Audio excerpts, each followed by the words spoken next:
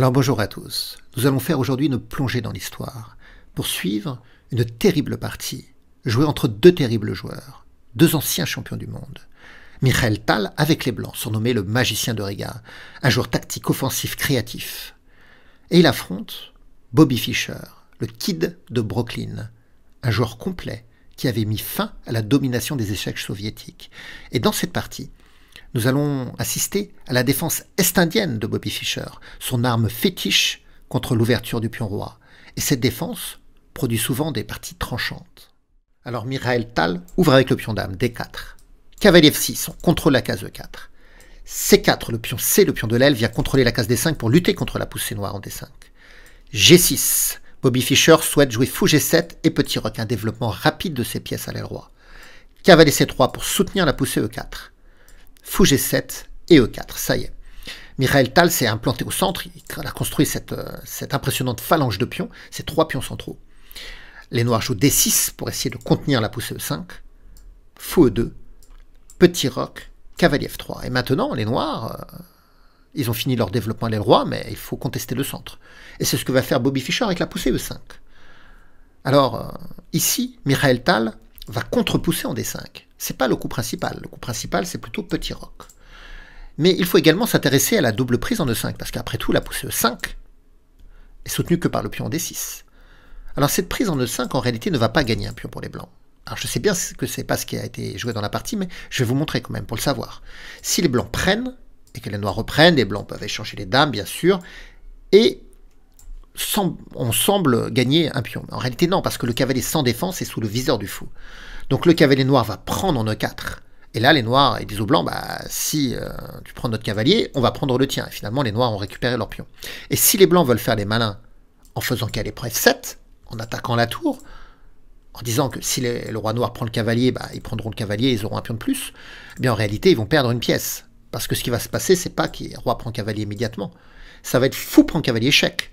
Comme ça, après la reprise, les noirs peuvent se saisir du cavalier en E4, du cavalier en F7, pardon, sans perdre de cavalier en E4. Et donc les noirs auront une pièce de plus dans cette position. Donc, lorsque les noirs jouent E5, ils ne redoutent pas la double prise en E5. Et ici, Michael Tal, il ferme le centre, il joue D5. Cavalier D7 a été joué. Fou G5, le clouage. Alors, il faut comprendre quelque chose. On est dans une position fermée. Le centre est fermé. Vous voyez, il y a deux blocages ici de pions. Donc, avec centre fermé, le jeu se décale naturellement sur les côtés. Et il faut comprendre son aile d'évolution. L'aile d'évolution pour les blancs, c'est à l'aile dame. Ils ont le pion en D5, le pion de pointe, et donc ils doivent chercher à réaliser le levier C5. Alors comment ils le feront? Parce qu'évidemment, là pour l'instant, les noirs verrouillent la case et contrôlent deux fois. Mais souvent, on a l'implication du pion en B4. On peut avoir des retraits de cavalier en D2 et en B3, voire des retraits de fou en E3 pour appuyer la poussée C5. Donc c'est comme ça qu'on va essayer d'évoluer avec les blancs, parce que l'espace, ils vont pouvoir le gagner à l'aile dame. Et les noirs doivent plutôt évoluer à l'aile roi. Ils repèrent le pion de pointe E5, donc ils doivent réaliser la poussée en F5. Mais pour ça, il faut bouger le cavalier. Mais bouger le cavalier, on ne peut pas. Il y a le clouage. C'est tout le sens du coup fou G5 de Michael Tal. Alors, Bobby Fischer, il joue H6, il questionne le fou. Le fou recule en H4. Et ici, Fischer, il va jouer le coup A6. Alors, on va se dire, mais qu'est-ce que c'est que ce coup, A6? Si on veut jouer F5, il faut lutter contre le clouage sur la diagonale et pas se mettre à jouer A6 de l'autre côté. Eh bien, en réalité, A6 va lutter contre ce clouage. En réalité, Bobby Fischer, il cherche à jouer Dame E8. Mais s'il jouait immédiatement Dame E8 pour se déclouer, cavalier B5 arriverait en questionnant le pion C7 avec des menaces de fourchette. Donc il va jouer ici A6 pour interdire la case B5. Et après, il va jouer Dame E8 pour se déclouer. Le coup le plus joué maintenant dans cette position, c'est le coup G5, pour repousser le fou. Mais il n'a pas voulu jouer ça, Bobby Fischer. Donc ici, il a joué A6. Petit roc, Dame E8, et cavalier D2. Intéressant, cavalier D2. Ça libère le fou. Parce que maintenant, le cavalier noir, il peut partir pour appuyer la poussée en F5. Mais en jouant cavalier D2, on dévoile le fou, donc on interdit la case H5 au cavalier noir. Donc le cavalier noir va devoir reculer. Il va en H7 pour appuyer la poussée F5. Vous verrez que le cavalier D2 peut aussi nous aider à appuyer la poussée C5. C'est-à-dire, si on fait B4, on pourra jouer cavalier B3 pour appuyer la poussée C5. C'est ce qui va se produire d'ailleurs dans la partie. Et d'ailleurs, B4 est joué. Et là, on pourrait s'attendre à F5 immédiatement. Mais non. Bobby Fischer, il va jouer fou F6. Il va faire une proposition d'échange, parce que pour l'instant, le fou de case noire, bien sûr, c'est le fou du roc. On n'a pas envie de s'en départir pour la sécurité du roi noir, mais en réalité, pour l'instant, il n'y a pas d'attaque contre le roi noir. Et tant qu'il y a le pion de 5, eh bien, ça obstrue totalement, ça bouche la vue du fou qui est assez passif. Donc les noirs, ils vont jouer fou F6 pour proposer l'échange des fous de case noire. Et puis, il y a une autre raison également, parce que si les noirs jouaient F5, et qu'il y a un échange en F5, souvent les noirs dans ce type de position, et on le verra d'ailleurs dans la partie, ils aiment reprendre du pion G pour avoir ce duo de pions qui contrôle toutes les cases ici, avec des décalages parfois du roi et des mises en pression de la tour sur la colonne G. Mais le problème, c'est que si on arrive dans cette position, les blancs peuvent jouer 6 fous H5. Et en fait, la paire de fous ici indispose la dame noire. Si on joue tour F7, on perdra la qualité, au minimum la qualité. Donc c'est pour ça que dans la position, Bobby Fischer, il joue fou F6. Il veut échanger les fous de case noire et lutter en cas de F5 prise contre l'arrivée du fou en H5 et ce duo de fous là qui poserait des problèmes à la dame noire. Donc fou F6. Alors les blancs pourraient refuser, décliner l'échange en jouant fou G3, mais je suppose que dans ce cas-là, les noirs pourraient jouer dame E7 et fou H4 pourrait quand même arriver. Bon, dans la position, ils ont accepté. Mikhail Tal, il accepte, il prend. Le cavalier reprend. Cavalier B3, donc on s'apprête toujours à jouer C5. Dame E7 pour tripler le contrôle de la case C5. Les blancs, ils appuient que 2 fois la poussée. Donc c'est pas suffisant, c'est pour ça que Mikhail Tal, il joue dame D2. Il vise le pion H6, bien sûr, donc le roi va défendre, mais surtout c'était une case relais pour arriver en E3, parce qu'en E3, on pourra soutenir l'évolution par C5. Les noirs reculent leur cavalier pour être prêts à jouer F5. C5, F5. Vous voyez, les deux joueurs ont réalisé au même coup leur levier respectif. C5, F5. Mais là, c'est intéressant comment va réagir Mikhail Tal. Ici, dans la position, il va décider d'échanger en F5. Moins bon serait, par exemple, le coup F3, parce que ça laisserait le pion noir aller en F4, prendre l'espace, manger l'espace à l'aile roi. Certes, la dame pourrait reculer en F2, mais après, il pourrait y avoir G5, avec beaucoup d'espace pour les noirs, c'est-à-dire que les noirs, ils vont pouvoir jouer cavalier F6, H5, appuyer la poussée G4 avec le cavalier, le fou, le pion H. En même temps, la dame ou la tour pourrait essayer de se placer sur la colonne G en vue d'une prochaine offensive contre le roi blanc. C'est-à-dire que quand on arrivera à jouer H5, G4 avec des pièces noires qui appuieront ces poussées, bah comme les noirs, ils ont plein de cases derrière les pions, ils auront pu amasser plein de pièces, et lorsque la rupture va arriver, eh bien, ils auront tout simplement plus de force, ils seront surnombre. Donc ça sera très dangereux pour le roi blanc en réalité. Vous voyez, c'est pas dangereux pour le roi noir d'avoir avancé ici les pions F, G, tout simplement parce que le centre est fermé, il n'y a pas d'accès au roi noir. Donc dans la position, ici, c'est pas F3 que va jouer Mikhail Tal. Il va prendre en F5. Et après la reprise en F5, il va jouer le coup F4. Il bloque le pion F. Les noirs ont pris. La dame a pris. Alors là, bien sûr, les noirs, ils aimeraient bien encore avoir leur fou de case noire, le fou G7, pour rayonner, évidemment, sur la grande diagonale noire. Mais ils ne pouvaient pas savoir que le pion E5 allait disparaître, bien sûr. Alors, pourquoi les noirs, ils ont échangé en F4? Je reviens. Prise en F4, dame prend F4 ici. Parce que ça a détourné la dame blanche de la protection du pion C5. Donc les noirs, ils prennent en C5. Ils se disent, on va gagner un pion. Mais, fou D3. Mikhail Tal, il contre-attaque ici sur le pion F5 et contre le roi noir. Bobby Fischer, il continue, il prend en B4, il a 2 pions de plus, il attaque le cavalier. Mais coup intermédiaire de Mikhail Tal, tour 1, contre-attaque sur la dame noire, qui vient en F6 attaquer une nouvelle fois le cavalier. Et Mikhail Tal, il défend pas. Il va tout miser contre le roi noir. Il joue ici tour E6. Et là, l'erreur. L'erreur fatale de Bobby Fischer qui va ici prendre le cavalier en C3. Vous pouvez s'intéresser à d'autres coups. Par exemple, dame G5 pour proposer l'échange des dames, mais il y aurait dans ce cas-là dame prend B4. Le meilleur coup selon l'ordinateur, c'est le retrait en G7.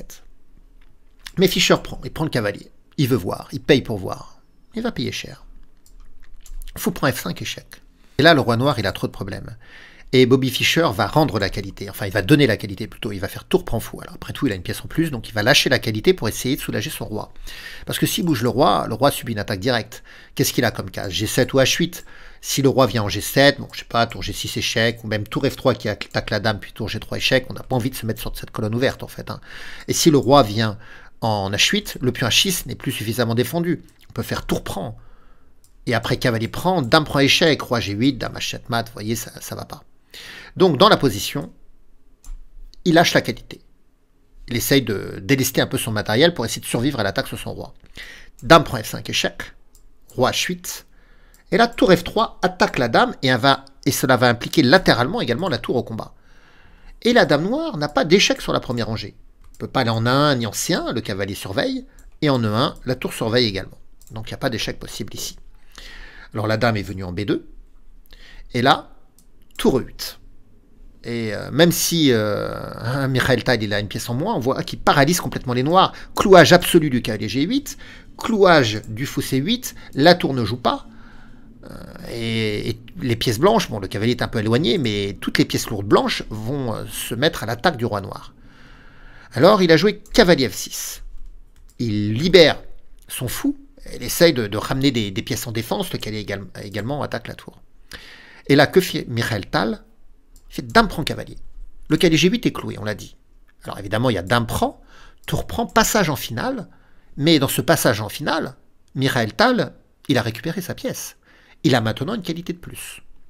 Alors c'est vrai que les noirs ont pas mal de pions, quoi. Enfin, en réalité, ils n'ont qu'un pion de plus. Mais de toute façon, les pions noirs ne font pas action de combat. Et Bobby Fischer se retrouve dans cette incroyable position où il a toutes ses pièces sur la 8e rangée. Donc c'est terrible à vivre une telle position, surtout pour un joueur de la trempe de Bobby Fischer. Alors qu'est-ce qu'il a joué Bobby Fischer? Il a joué roi G7, donc tour F8. On attaque 2 fois le cavalier qui vient en E7, et là, il faut encore gagner avec les blancs. Le cavalier et la tour protègent le fou, le cavalier contrôle la case G8, donc il n'y a pas d'échec. Alors, pour gagner, il faut impliquer le cavalier B3. La dernière pièce, il faut l'impliquer au combat. Et c'est ce que va faire Mikhail Tal. C'est amusant comment il va appliquer son cavalier à l'attaque du roi noir. C'est qu'il va l'amener en A5. On aurait tendance à le rapprocher en jouant cavalier D4, par exemple. J'ai raté ma diagonale, mais en essayant de le rapprocher de l'aile roi. Mais en réalité, cavalier A5, c'est très très bon. Ça va menacer cavalier C4, et après cavalier E5. Quand le cavalier sera en E5, cela appuiera le coup de tour F5. Magnifique. Et tour F5, tour F7, pardon. Et tour F7, ça sera mat, hein, d'ailleurs. Si on arrive dans cette position, ça sera mat. Et ce que j'aime bien avec le coup cavalier A5, parce qu'on aurait pu trouver d'autres chemins pour arriver ici en E5. Mais ce que j'aime bien avec le coup cavalier A5, c'est que ça neutralise complètement les noirs à l'aile dame. Le cavalier A5 bloque le pion A6. On n'a pas peur de l'avancement du pion B7. Par exemple, sur B6, on jouerait cavalier C6, on attaquerait 2 fois le cavalier. Et en cas de prise, pion prend. Le pion vient fixer la structure des noirs à l'aile dame. Le fou ne peut pas se développer, il y a toujours ce clouage. C'est très dur à vivre, cette position. Donc, on n'a pas peur de B6 ou B5 parce que le cavalier viendra en C6. Le pion A6 est bloqué. Le pion C, s'il avance en C6 ou en C5, c'est pareil de toute façon. On pourrait prendre, mais en fait, on va jouer D6. On va décoller le cavalier de la protection du fou. Donc les noirs ne peuvent pas bouger le cavalier, sinon ils perdent le fou. Ils peuvent bouger aucun pion. Alors, ils ont joué H5 pour au moins libérer une petite case en H6. Parce qu'on disait que lorsque le cavalier sera en E5, on pourra jouer tour F7 mat. Alors que joue Mikhail Tal? Il joue H4, il fixe le pion H5. Il essaye vraiment de faire vivre, de faire subir cette contrition ici à Bobby Fischer. Bobby Fischer, qu'est-ce qu'il peut jouer? Ici, il a joué tour B8. Parce que depuis tout à l'heure, Mikhail Tal, il ne peut pas prendre le cavalier parce qu'il perdrait la tour. Mais si le roi bouge, alors la tour pourra prendre le cavalier. Donc le roi ne peut pas bouger, le pion non plus. On a vu que tous les pions sont fixés, ou alors s'ils bougent, ils sont perdus. Le cavalier E7 ne peut pas bouger, le fou C8 non plus à cause du clouage. Seule la tour A8 peut encore bouger. Incroyable. Donc elle a joué tour B8. Et cavalier C4, B5 et cavalier E5. Et on assiste à l'abandon de Fischer. Parce que la menace tour F7 est mortelle. Qu'est-ce que vous voulez faire avec les noirs? Alors bien sûr, on peut essayer de différer la défaite en sacrifiant du matériel, certainement, mais si le calier bouge, on va prendre le fou, quoique tour F7 va toujours être intéressant. Hein. Vous voyez, la menace, c'est de jouer tour F7 échec, le roi sera obligé d'aller en H6, et tour H8 mat après. Donc c'est la menace. C'est terrible.